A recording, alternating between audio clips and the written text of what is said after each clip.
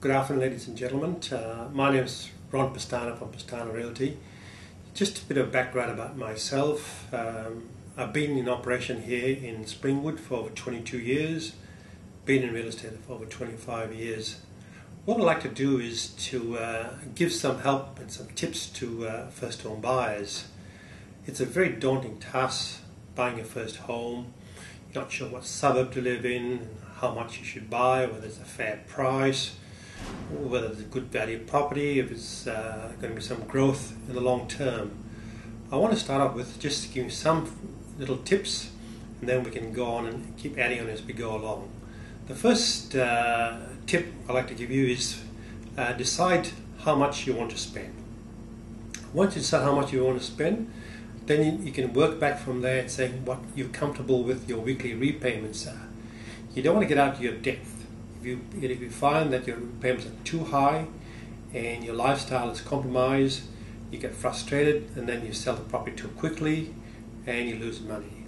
So step one is when you go to the bank, tell them how much you like to borrow and what your weekly repayments.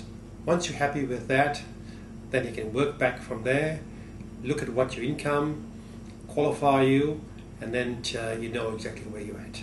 So that's step one. Tip number two is the deposit.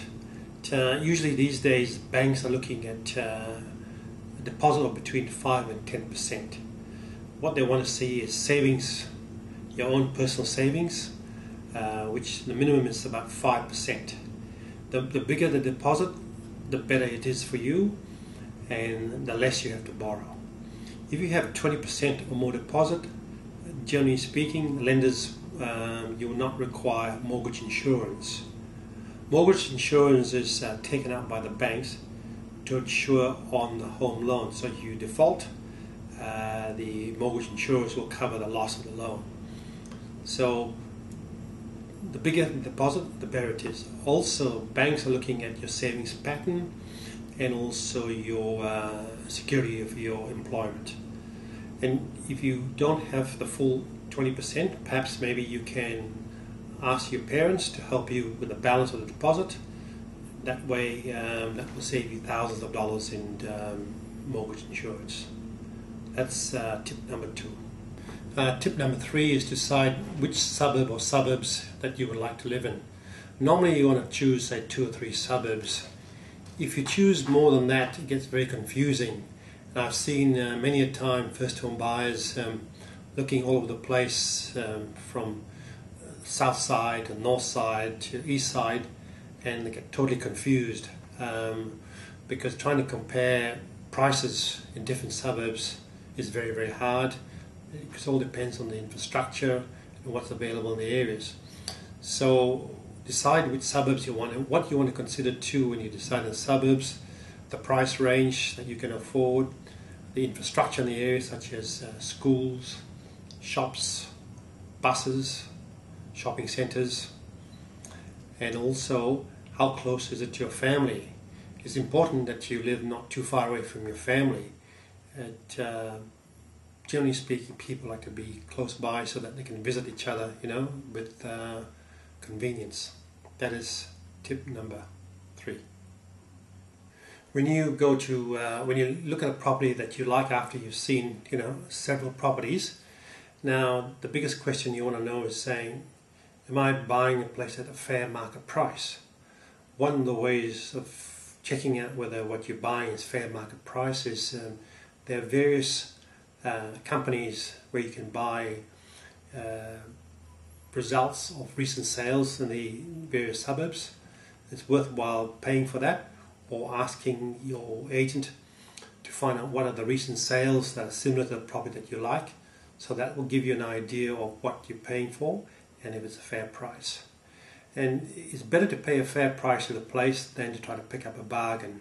Sometimes on first sight it looks as though picking up a bargain is a good deal, but then you could be involved in thousands and thousands of dollars of renovations and home improvements, which will probably cost you more than what than a property which is offering fair value.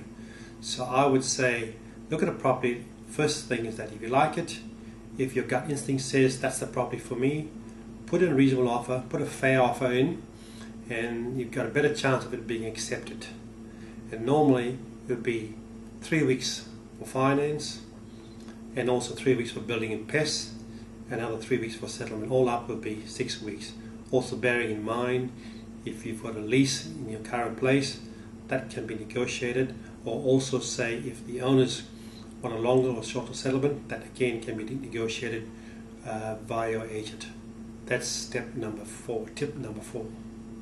So tip number 5 is when you sign a contract, make sure that you have a building and pest inspector to go through the property.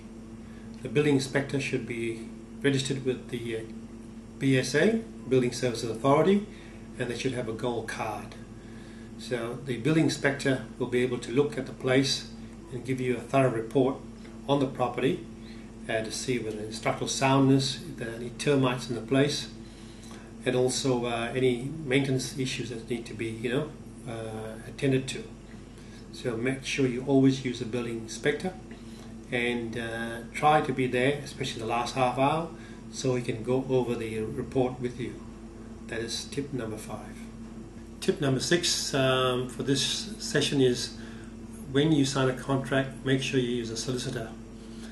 The solicitor will protect your interests, will be able to do all the searches and give you some advice. And if you're unsure of certain things, always consult your lawyer, and he will be able to, or she will be able to help you, put you in the right direction. And they do different searches such as main road searches, title searches, council searches. There are quite a few searches and a few other involve work that the lawyers will do on your behalf. So it's worthwhile paying for a good solicitor. That is tip number 6. So I hope you find some use in the information that we provided for you, and should you have any information, feel free to give us a call anytime, and we'll be happy to help you. Thank you, and good luck in your house hunting.